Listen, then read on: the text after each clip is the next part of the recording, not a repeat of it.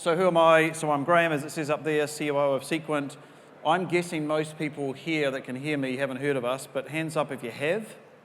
Oh my goodness. Well, that gets rid of the first joke that you haven't heard of us. But anyway, so what are we and what do we do? So we're a company that fundamentally worries about the subsurface. And why do we do that? Because I don't know if you've noticed, but if you look down, you can't see. And it is actually very hard to see underground, yet most things we do in the world, which I'll explain in a minute, have fundamental implications underground. So I'll talk you through that.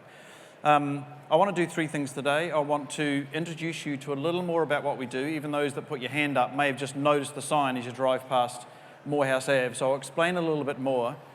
I'll then reflect on some of the lessons learned, because that was the ask. I mean, fast-growing company, what have you learned so far? And I'm hoping that in whatever realm of business you're in, that you can draw something from that. And then at the end, I want to ask you some questions about what you do in your business. So let's get going. So we're going to start a couple of minutes and just get someone else to talk and explain what it is that we do. So here's the problem.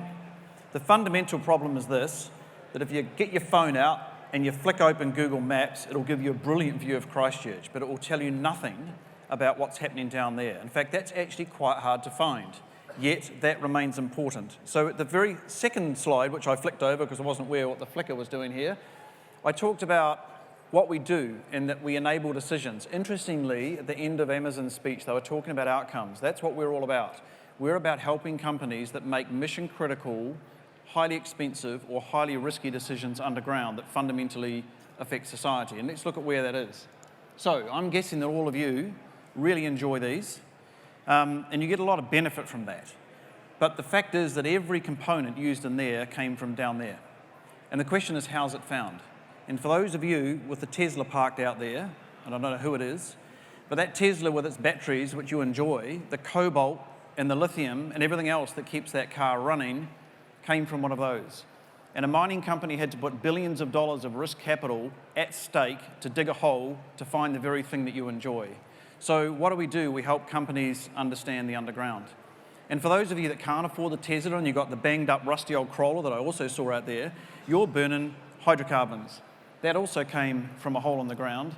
And for the electrons that spill out your plug that you put your kettle into, there's a decent chance it came from Wairaki, which is that energy plant up there. They also need to understand the underground because that's a highly complicated heat transfer problem of deep geothermal energy. So we're into that as well. If you've been to Auckland recently, you might have driven through one of the new tunnels from the airport. And the problem with that tunnel is you just can't get a shovel out and dig a hole because in there's stuff called basalt, which is volcanic rock. And if you put a tunnel boring machine through a basalt, it's like whacking your head into a brick wall. They had to bypass the basalt, and the only way they could do that is to use our software. But environmentally, and more importantly, there are some fairly large megatrends going on around the world. If you're in Washington, Seattle, Los Angeles, Mexico City, Jakarta, you're sinking. In fact, I'm not sure if you saw on the news a month ago, they're going to up sticks and move entire Jakarta city and move it to a different place in Indonesia. Why? Because it will be underwater in 20 years. So why is this happening? Because there are large megatrends happening underground around the world. If you're in San Francisco right now, pretty soon, south of San Francisco, you turn your tap on and the water's salty. So if you're in Canterbury and you're worried about chlorine, how would you feel if you filled your kettle up and it was salty? And why is it salty? Because they're pulling water out so fast, it's sucking seawater in from the sea and poisoning the aquifers forever. They can't fix it. So these are the kind of problems we're engaged with, and we're trying to help end users, governments, private companies, whoever, solve these fundamental problems. So hopefully that's a little clearer about what we do. Give you some numbers. So we are in around 20 locations around the world. We have about 10,000 users of our software. It's science-based software you're probably picking up by now. We sell into 90 countries. We've been growing at over 25% a year for as long as I can remember. And all the revenue that showed up last year, about 85% of it will show up this year because we're all about a recurring revenue business. Well, that's pretty awful. Formatting didn't work there. So that's our staffing growth rate. So in 2004, proudly here in Canterbury, we had 1 employee. Today, we're kind of about 360. By the end of the year, we'll be about 400. So you can see there's a relatively steep growth path that's been profitable all the way through. And where are we? So certainly when I first got involved in this firm, we were there, above a cafe, Mandeville Street, a few folks. We're now here. And so we have people all over the world in quite complicated locations. You know, it's kind of not too hard to pitch up over the Tasman and put a shop up in Sydney. You try and put someone in somewhere like Mali, you try and put someone in Russia with an office, you try and put someone in Kazakhstan. These are difficult places to work. And so we've got people scattered all over the world as part of our team, both in offices and then in separate locations. So how did we get there? We started as a Canterbury firm that was in the medical sector originally, and then we pivoted over into this world of geosciences. And for those of you that have studied business, there's a nice little 2x2 called the ANSOF matrix that talks about same product, new market, same market, new product. And the bit that goes new product, new market is called the suicide zone. And that's the move we made in 2004. So we went through the suicide zone, we formed a company called Iran's Geo, which in 2017 we rebranded as a thing called Seequent to stand for something bigger. The why. Why were we here? And we were here to go in and help solve some of these of the world's larger intractable problems. And along the way, we acquired some businesses, we built some products, and importantly, we got some private equity involved. Critically important for our journey, Pincaro. I'm not sure if many folks here know Pincaro. You might know of them from the Brew Group, from Icebreaker, Bill and Ted's is an example based in Wellington, and then AKKR, who are out of Menlo Park in San Francisco. So we've more recently brought them on board. So there's a little bit about our journey. Question is, so what have we learnt along the way? And we've learnt a lot, but we're also discovering we're learning faster than we learnt in the past. But here are some of the things we can say we've learnt as we've gone along this journey. The first one is this, and I would say run a good business. In fact, I wrote that, and then I realised it was a wrong word. Run a great business, don't run a good business. And here's problem one. From the intro, you would have seen I've worked through a few industries, and there's one thing holds true, that when it's business owners, and tech industries are no different, they tend to focus on what they do. I do this, I make this, as opposed to I run a great business. And we discover that a lot of businesses stall because they aren't actually running a great business. What they are is they make a fantastic thing, but they don't run a great business. And there's a big difference between those two things. The next thing is, be clear about well-defined customer problems. Are you actually focused on an end client problem? And I think there's a wonderful Canterbury example of this, which is not us, which I'll talk about. I've been overseas for the last 20 years. And when I went overseas, I could confidently walk into Mitre 10 and say, I'm looking for nails. And they go, no worries, aisle 4. So I go to aisle 4, get some nails. Today I go into Mitre 10, and by the way, I've got no shares in Mitre 10. I know no one that works in Mitre 10. I'm reflecting a customer experience. I go into Mitre 10 and I say, nails. And they go, aisle 4. By the way, what are you working on? And I'll tell them what I'm working on. They go, not sure I'd do it that way, but I've got a better idea for you. How about you do it this way? And you know, it's amazing because they focus on the problem. And here's what I discover. I don't need to spend $5 on nails. I spend $5 on screws. I also spend $550 on a planer, a compressor, and a nail gun. But that's all right, because I needed all those toys. But the point is, it's a very well-defined customer problem they're focusing on, not what I was looking to buy, which means to do that, they had to be incredibly customer-obsessed. And customer obsession is actually incredibly hard. And the more you make a thing or you build a thing, actually the harder it is to do that. So that's very, very hard to engender in a firm, particularly as you grow.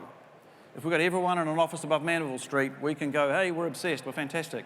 But how do you do that for your team that are in Russia, who have grown up in a Soviet regime where their idea is fundamentally different than our idea? How do you do that? So customer obsession is critically important. Be investor ready. Now, show of hands, who here is a business owner? Great. So we've got a quarter of the audience of business owners. So whether you're a business owner or you own a house, the fact is it's for sale. You just haven't decided to sell it yet. And the moment of truth comes when you choose to involve someone else in your business. Are you ready? And the simple analogy would be that if you put your house on the market and you said, yep, open home, in they come, and the beds aren't made, and the dishes are on the table, and it's a flippin' mess. I mean, what's the buyer going to think? Being investor ready is hard, and it takes a lot of work. And the last one is have a great team around you. Now, we've worked incredibly hard to build a great board, have great advisors, and great partners. They're not all here. Some of them are around the world. So in New Zealand, for example, it's our accountancy firms, it's our board members, it's people like NZTE, huge part of our world. Overseas, we have sector advisors who are scattered all over the world. They're in Canada, they're in Russia, they're in Chile, and they help guide us, and we have partners. But all of this group, carefully formed, very strategically thought out to help navigate us through that kind of journey, because I haven't told you where the graph's going. All I showed you is where we've come from. So, another thing we've learnt is how to think about the future. Another truism of business is the bigger you get, the more you get focused on what you do. And it's a fatal mistake of most businesses. Most businesses haven't died yet, but they're dying because they're too focused on where they are today. So this model is something we've kind of, I'd say, broadly subscribed to for about 7 years now and actioned it inside the business in different ways. And for some of you, I realise this is old news, but for those of you that haven't seen it, maybe it's just something you can draw from. It was a piece of work done by McKinsey in '98. In fact, one of the authors of it was a Kiwi who was one of the McKinsey partners at the time, but that's an aside. The model is simply this, that a Horizon 1 part of a business is that where you make all your profit. It's the cash cow. It's the thing that runs your business. A Horizon 2 is a new place that's revenue accretive. You're probably losing money from a profit perspective. In Horizon 3, you're making nothing. You're just spending money. But the point is this, especially in the tech world, if you're living in the world of Horizon 1 and you've got no Horizons 2, you've got a runway, the end of your runway is coming. It's just a matter of when. So you need a balanced portfolio. And so from our business's perspective, the reason we got to 350, which is a nice reflection of our earnings, the reason we got there is we placed bets 7, 8, 9, 10 years ago in the option space to buy the option to play in the space as we are now. We would not be in the civil engineering market. We would not be involved in building a tunnel from Finland to Estonia. We would not be involved in subsurface nuclear waste if we hadn't taken decisions 7, 8 years ago to get involved in customers who would lead us into that space, very carefully designed. So that's one that you might find helpful. There's another saying I love, which is that not all things that are new are good, and not all things that are old are bad. So this is a goodie. It's 46 years old, this model, and I would argue it's as relevant as the day it was drawn. It showed up in a Harvard Business Review article in 1973. It's largely ignored. But this model would apply to every New Zealand business that's trying to grow, and particularly every business that's trying to grow overseas. And the model simply says this. It says that as your business grows, you will reach points of inflection that you must go through, which are fundamentally a revolution in your business. And if you can make it through that revolution, you'll need to go through a phase of evolution, but you will face another revolution again. So let me give you an example. You're a plumber in Christchurch, and everyone knows you, and they want you because you are the one. It always works. They call you up, you show up, brilliant. But you're getting old, and you've got a dicky back, so you get an apprentice, and you send your apprentice out to your very best customer. That is a revolution. The moment you hand off control of your business, which is you and you are your brand, and you hand it to someone else, that is a moment of revolution. If that fails, your business is dead because you have no longevity. And so the same thing would apply if you're a bigger business and you start up some offices overseas and you decide to divest responsibility to those businesses because, after all, they are overseas and they know their market better than you do. So you give away budgetary control and sign off for capital expenditure and hiring decisions and brands and all those sorts of things, and you let it go all over there, and you suddenly discover the thing's gone wild. Oh my goodness, can't do that. So then you pull all that control back to New Zealand again, and they feel disenfranchised, and they all leave. These sorts of dramatic changes we see through the lives of almost every corporation in the world, and the trick here is to look ahead and see what's coming for you next, because you ignore those inflections at your peril. Another lesson we've learned is about what's a company worth? And worth is important because for the 25% of the people in this room who own a company, you have chosen to invest the short number of days you have on this world into something that's yours, and it's your risk capital, and by doing that, you've chosen not to do something else. So the question is, what's it worth? And so there are two truisms on this graph for New Zealand that I think are worth noting if you're a tech company. And truism one is this. I'll just explain the chart in case you're not familiar with the acronyms. So EV is enterprise value, US dollars. Enterprise value is the check that someone will write to take full control of your business. And the y-axis is the ratio of that to the revenue of your business. So your business turns over $10 million a year. If it's 2, someone will write a check for $20 million a year. So if we have that concept, you'll notice two things about this chart. One is those two lines track together quite closely and are relatively flat. And they turn a corner at about 50 to 100. There is a truism in the New Zealand market that when tech businesses reach about $100 million in EV value, they are on the radar of the international market. And this is true if you speak to PE houses, and it's true if you speak to investment banks. Why? Because if you're smaller than that, frankly, you're not interesting. You are too small, and the cost is too high. But you hit $100 million, and the phone starts ringing. So that's sort of truism one. And truism two is that above that point or before that point, the value of you to a strategic buyer, the strategic buyer is one who is interested in you as a business and what you do, as opposed to the money you make, which is a financial business, suddenly diverges. And these are two very important principles, and the data behind that you can't argue. It's 1,200 companies internationally, and pretty much that holds true. So that's, a piece of background. 6 minutes to go. So here we go. I got some questions for you. That's all very interesting, but completely irrelevant because you're doing something else. But the questions I wanted to pose to you based on our experience was, why are you doing what you're doing? Do you actually have a why? And is it a why that doesn't get you out of bed because you're the owner, but does it get your staff out of bed? Are you making something? Are you selling nails? Or are you solving a problem? Are you helping me get my shelf up? This is a question, and it sounds simple, and it sounds fundamental, but it's actually quite hard. Most business owners and most tech businesses are very focused on what they do. We just make this awesome thing, and people should buy it. Is it unique? And does anyone care? And this gets harder and harder. It might be unique today, but think about in 3 years' time, will it be unique in 3 years' time? So in our case, we have some special science inside our software, and we had a clean run for 6 years, 2004, 2010. 2010, I got a tip-off from one of our partners in the market who said, your competitor has a crosshairs on your back, and they're going to blow you away in about 2 years. So get organised.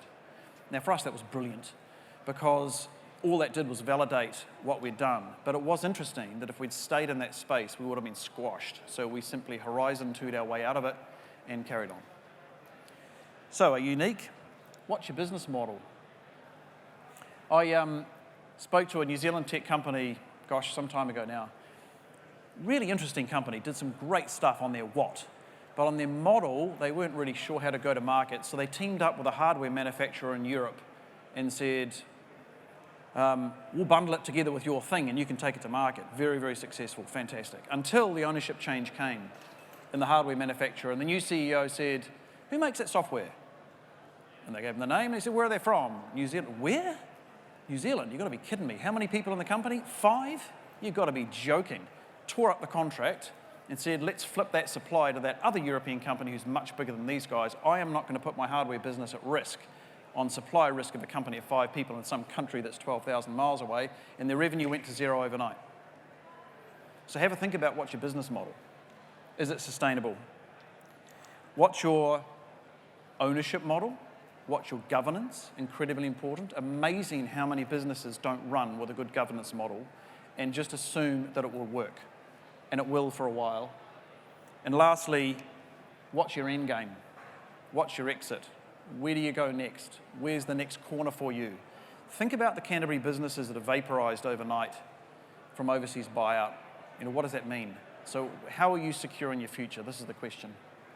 And lastly, I don't know who you are and I don't know what you do, but we're interested.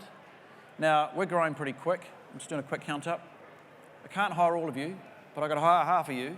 So, we're a company that's going places. Okay, slightly flippant, but we're going places and we need smart people. So we always want to get our message out there. We do appreciate that our brand is largely unknown in this market because we don't sell anything here. We sell it over there.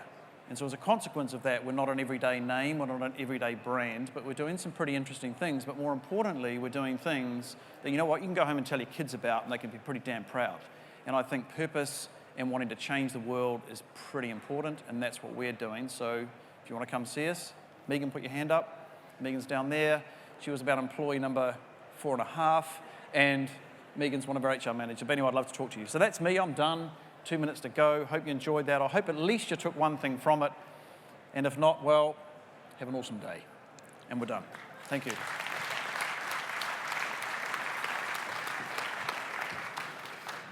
Our top-rated question from the audience for you. Has Seequent tried to solve customer problems by creating internal startups? And if not, why not?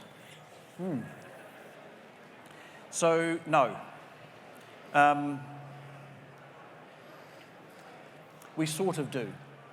So we subscribe to a methodology of solving a new problem by going through kind of a staged process. You might call it an incubation, but it's not a business incubation.